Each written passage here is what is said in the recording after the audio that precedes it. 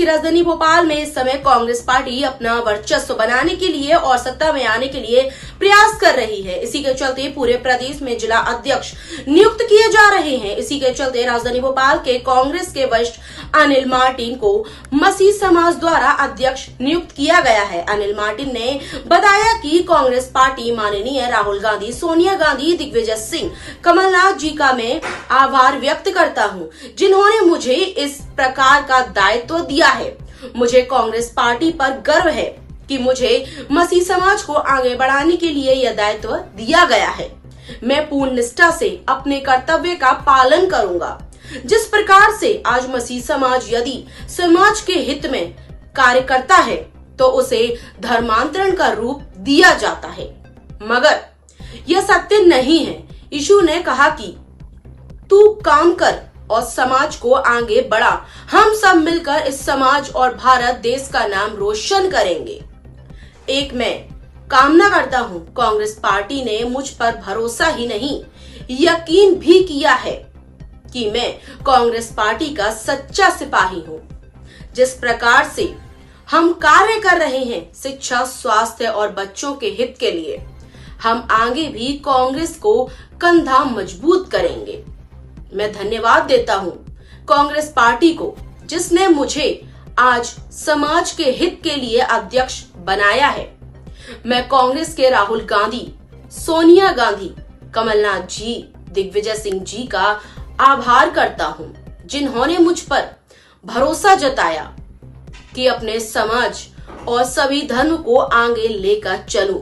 मैं धन्यवाद प्रेषित करता हूं और अपने कर्तव्य का पालन करूंगा और कांग्रेस पार्टी को सदैव आगे बढ़ाने में समाज और समस्त समाज का निर्वाह करूंगा। देखिए, पिछले 50 वर्षों से मैं अलग अलग स्तर पर, अलग अलग पदों पर रहते हुए अपने समाज के पदों पर, चर्च के पासवान के रूप में, कासा के रूप में, संस्था प्रभारी के रूप में, आज डीकन के रूप में, अस्पताल की गवर्निंग बॉडी के रूप में मैं अपनी सेवा देते आया। लेकिन आदरणीय सोनिया जी ने, आदरणीय राहुल गांधी जी ने, आदरणीय प्रियंका जी ने, आदरणीय कमलनाथ जी ने, आदरणीय जीतू पटवारी जी, दिग्विजय सिंह जी, अजय सिंह राहुल भैया ने जिम्मेदारी मसीह समाज की मुझे दिया है कि मैं प्रादेशिक स्तर पर मसीह समाज के संस्थाओं पर होने वाली समस्याएं और व्यक्तिगत समस्याएं, चर्चेस का स्वतंत्रता से संचालन और अभी वर्तमान समय में जो उत्पीड़न और अत्याचार की जो मानसिकता चल रही, जैसे छत्तीसगढ़ में हुआ, मध्य प्रदेश के झाबुआ में, रतलाम में, दूसरे स्थानों पर, कई स्थानों पर जो हमारे हाउस चर्चेस थे, जो घरों में चलने वाली कलीसियाएँ थी, वो प्रायः बंद कर दी गई हैं, क्योंकि जो विरोध करने वाले लोग हैं वो धर्मांतरण का आरोप लगा रहे हैं और धर्मांतरण का झूठा आरोप लगा रहे हैं। जैसे कि अभी 2 सिस्टर्स के साथ हुआ, आप मध्य प्रदेश की सूची निकालिएगा, सैकड़ों केसेस ऐसे हैं जो धर्मांतरण के गलत आरोप लगा करके उनको जेल में एक तरफा उनके ऊपर कार्रवाई की गई है।